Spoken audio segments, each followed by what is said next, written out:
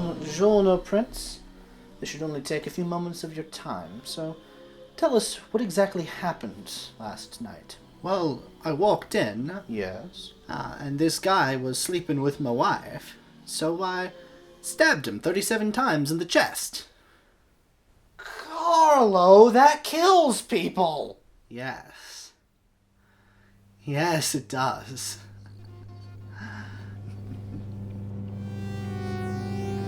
I'm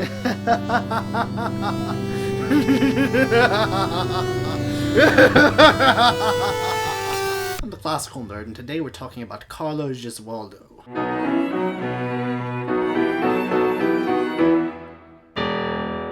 Don Carlo Gesualdo was no mere plebeian composer.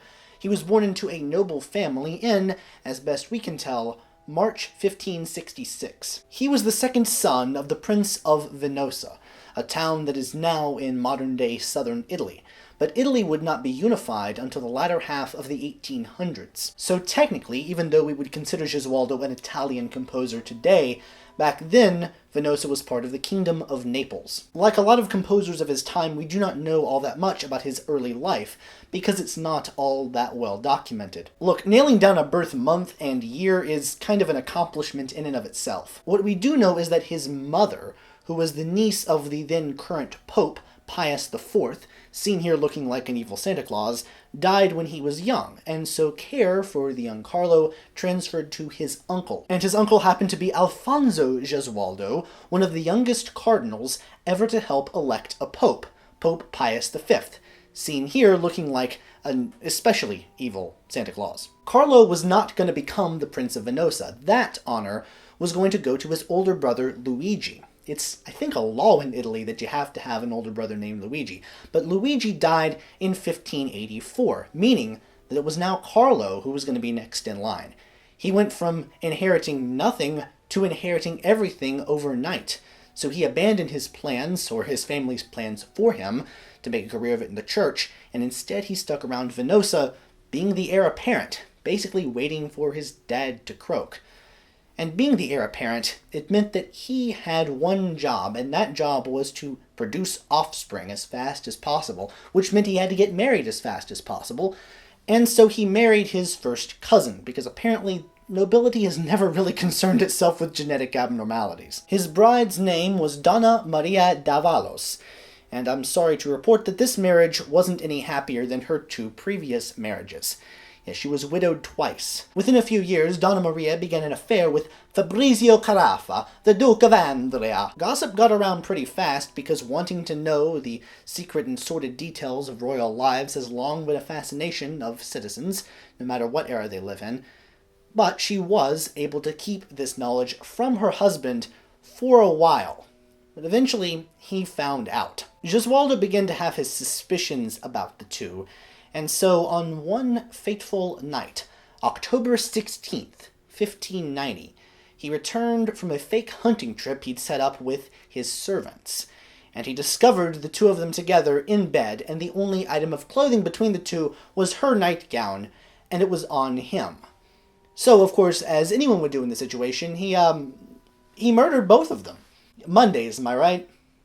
No, actually, it was on a Monday, so I'm not making that up. He was so overcome with rage that after he had killed them, he apparently went out of his room, told his servants, "Oh, I'm not sure that they're dead yet," went back into the room, continued to slice and dice, and then dragged both of their still naked bodies up and hung them outside the palace so people could see them. Why am I still holding this knife? Of course, once Gesualdo calmed down, he realized that he had two very powerful families on his case, potentially. His now ex-in-laws, as well as the royal family of Andria. So he went to his safe house, which was actually a castle that bore his name.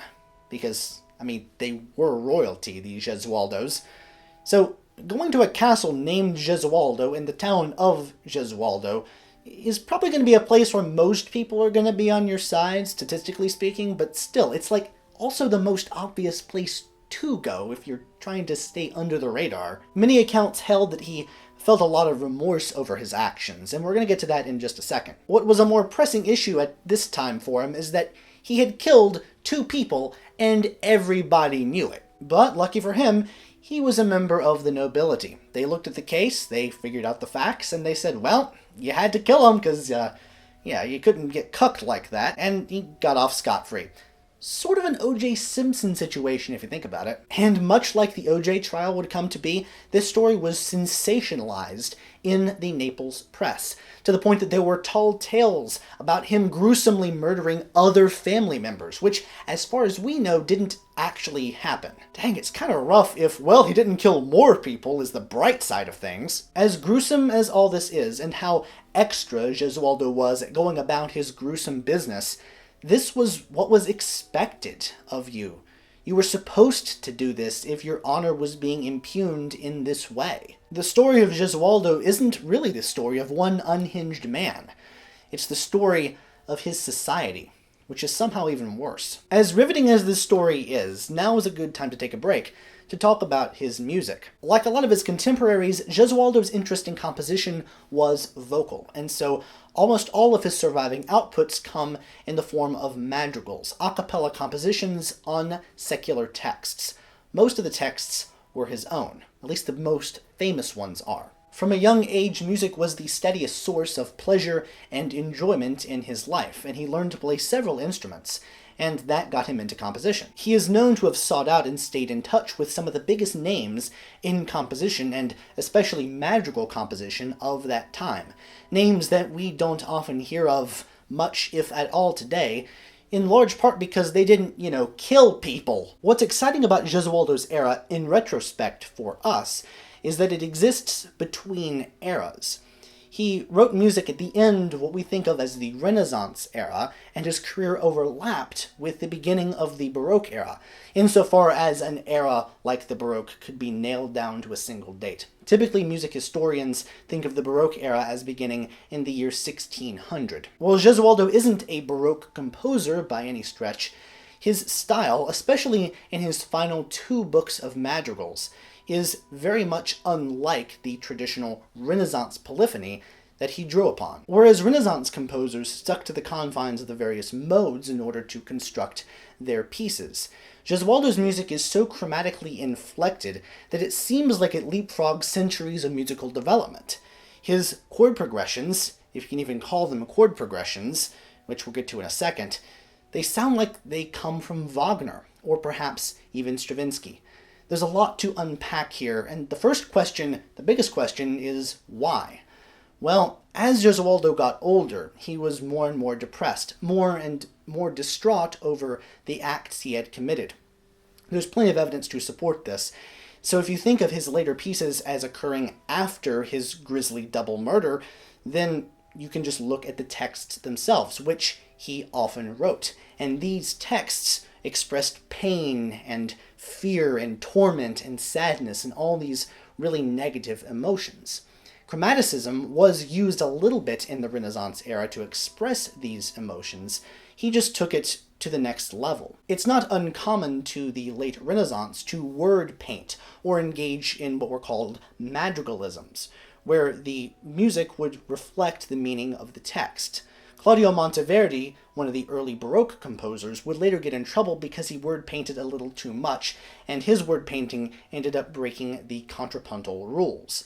But if people got Monteverdi in trouble for what he did in some of his madrigals, surely they should have been even more mad at Gesualdo for what he did in his. Gesualdo's madrigals were published, which guaranteed their survival through the ages, something that a great many composers of his time could never enjoy. Yet even though they were published, Gesualdo was a nobleman. He didn't need the money. He wrote these pieces for himself. As for the pain bit of things, Gesualdo, especially as he got older, ordered his servants to beat him up on a daily basis. Apparently he kept about a dozen young men on retainer, just purely because of their prowess at beating the crap out of him. But lest you think that Gesualdo was going all 50 Shades of Grey on us just for its own sake, this may, according to some research, have been ordered by his doctor in order to treat constipation. We now return to Carlo Gesualdo's life, already in progress. His status as a known murderer, to great modern shock, did not infringe upon his social status then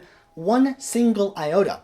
He actually remarried in the late 1590s. This unfortunate soul was Eleonora d'Este, the niece of the Duke of Ferrara. They did not get along. She thought he was manipulative and abusive, to the point that her family investigated if she could get a divorce, all but unheard of in that time. But their petition to the Pope did not work out. He also, and this is really ironic, he cheated on her. He didn't marry into the family for love. No nobleman does that. Oh no, he married for connections, like any marriage was back in those days amongst that class.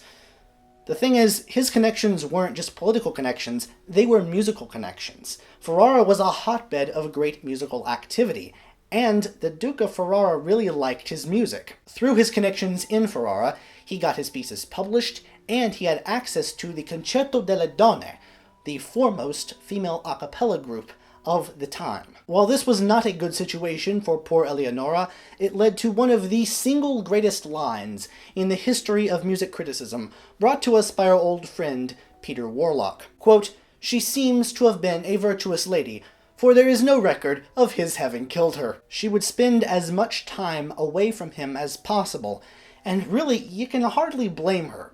Carlo Gesualdo was not the nicest dude.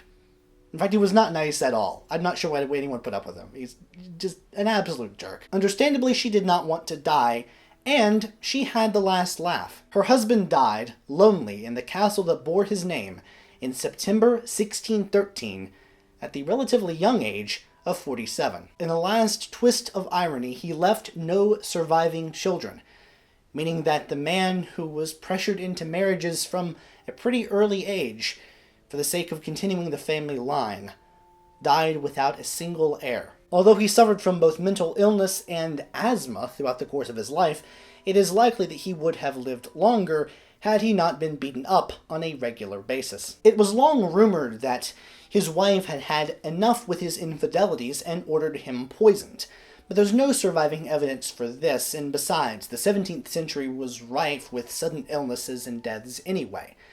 What is true, what we do know happened, was that in addition to pursuing a divorce from him, Eleonora had two of Gesualdo's girlfriends tried as witches. There is surviving testimony from that trial. It is gut-turningly disgusting. Suffice to say, they were found guilty, and instead of being sentenced to death, they were sentenced to imprisonment in Gesualdo's castle, where presumably he could still do whatever he wanted with them.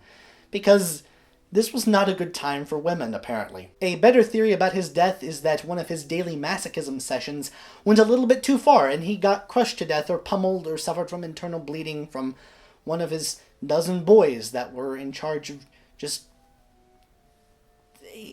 This guy's weird. I'm sorry. What's wrong with him? Gesualdo's fame today rests on the richness of his chromaticism and the intricate ways he structured his voice leading. Now, because more Gesualdo survives than other composers of the time period, it makes sense that if we're going to understand the madrigals of late Renaissance, we would look at Gesualdo as one of the premier examples. But his music is not just analyzed as a whole. People do look at Gesualdo's style, but more analytical ink has been spilled not just on one book of madrigals, not just one madrigal, but the opening 4 chords of one single madrigal, the 17th madrigal of his 6th book, titled Moro lasso al mio duolo. It begins with a C-sharp major chord, going to an A minor 6-3 chord, which in turn goes to B major, and then G major 6-3.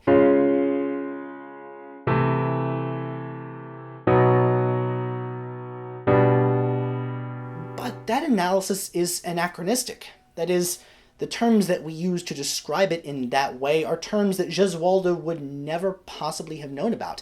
They come from the next century of music theory. So in order to really understand how Gesualdo wrote this music, we can't apply future terms of music theory to what he did. We have to understand the history of music theory itself. We hear these as weird shifts around the circle of fifths, relationships that we know as chromatic mediant relationships. We hear this in Schubert, we hear it in Vaughan Williams, we hear it in a lot of composers. And it makes sense for any composer that comes after the middle of the Baroque era to refer to these relationships as chromatic medians, because that was the system they were working in. Gesualdo was not working in this system. So how on earth do we analyze this? That is the question. Some would argue that the chromaticism that's present in Gesualdo is simply a matter of embellishment. You take away all the chromaticism and what's left is an underlying modal style, common to any composer of the time. But Gesualdo's music is so chromatic that if you take away the chromaticism, it doesn't even sound modal. It just sounds odd, like you've taken the life out of it somehow. Gesualdo tended to reserve his most chromatic moments for the most expressive and slower sections. Often the faster music that he wrote is much more in keeping with the style of the era. What keeps theorists coming back to Gesualdo is that no matter what analytical theory that you use and apply to his works, you can never get the full picture. And the reason we have to understand the history of music theory is that music theory in the Renaissance was cobbled together from a hodgepodge of different techniques and ideas that were modified and grafted onto the underlying medieval music theory. And this was a real problem. We're going to get to a little more of why in just a second. Suffice to say that it was internally not self-consistent, and if you asked two different music theorists in Gesualdo's time, how many modes are there, you were going to likely get two different responses. That's not good.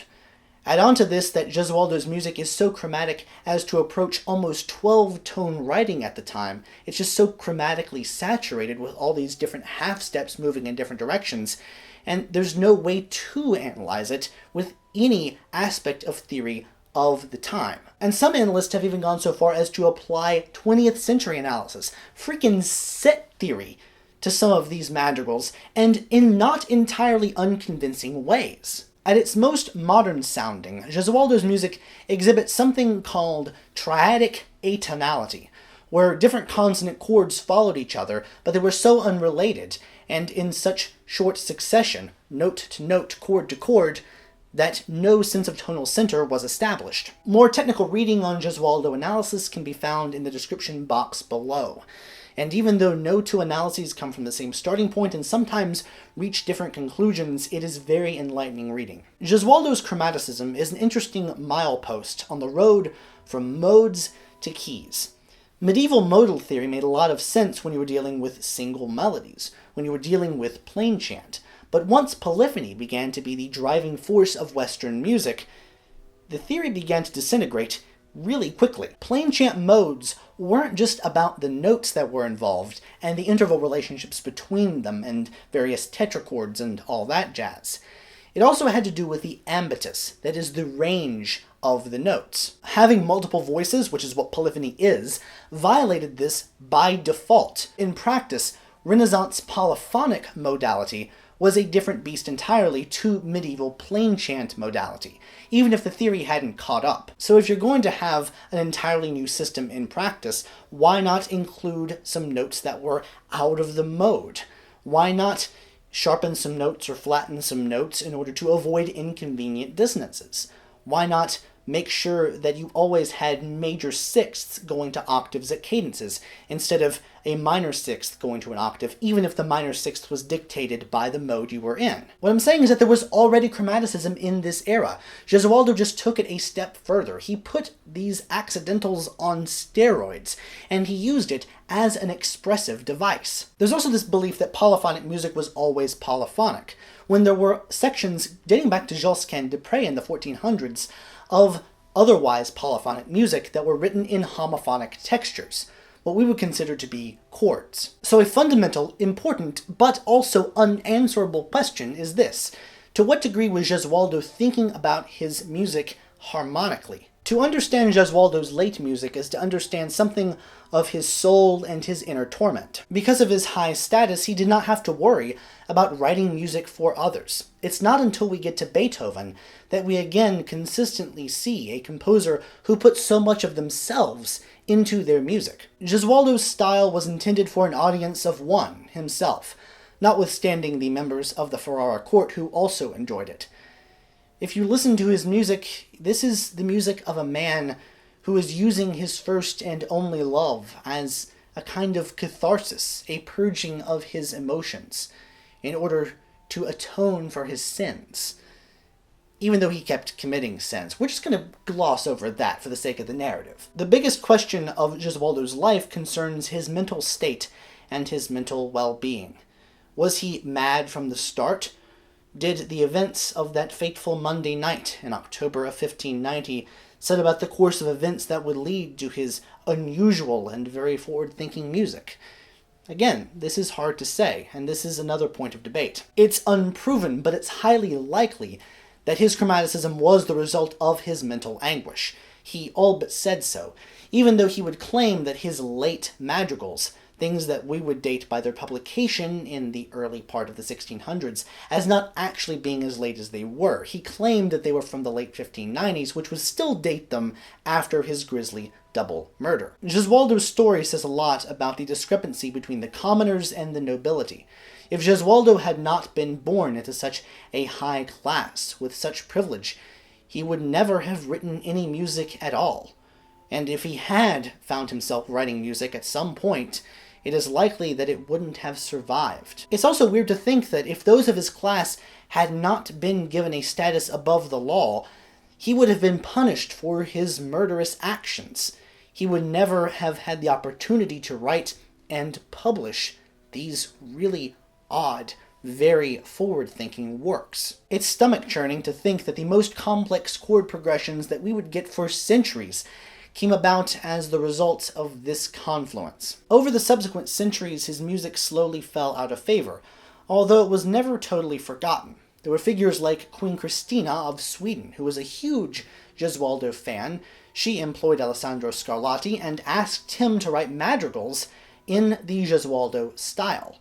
But slowly, his life and music became more of a historical oddity. It became a footnote in history, and he was known more for his murderous actions than for his music, which many critics found to be stupid. But composers and musicologists in the 20th century rediscovered the work of Gesualdo, like Stravinsky. And Stravinsky was absolutely bowled over by what he found. He was a composer of the late Renaissance who was writing music in a neoclassical style. He was using triads in the same ironic way that Stravinsky would come to in his middle period. Stravinsky was such a big fan of Gesualdo's music that he not only wrote music in the style of Gesualdo, he literally took Gesualdo madrigals, gave him a quick update, gave him a facelift, and made it into a ballet score. Further musicological study has revealed that while Gesualdo was far and away the most harmonically adventurous composer of the era, especially in Ferrara, he was not the only composer to experiment in that direction. He just had his works published. If other composers in his Ferrara circle had had their works published, we may be thinking of Gesualdo not as a big outlier, but rather just as the exemplary figure of a Ferrara school. The change in style in the early Baroque era had a lot to do with a change in texture. Gone was polyphony. Replacing it was a texture of a single melody and accompaniment known as monody. This meant that even the most advanced of the late Renaissance composers were seen as old-fashioned within a generation. There is some evidence, although no works seem to have survived, that Gesualdo did write some pieces using this then avant-garde texture of monody. And although we can't say for certain, it makes sense, it rings true, that he would have experimented like this. It would have been a forward-thinking move from a forward-thinking mind, linking him not really with the end of the Renaissance era, but rather the beginning of something new, the beginning of the Baroque. You can raise wealth like nobody else as we dance to the Masochism Tango.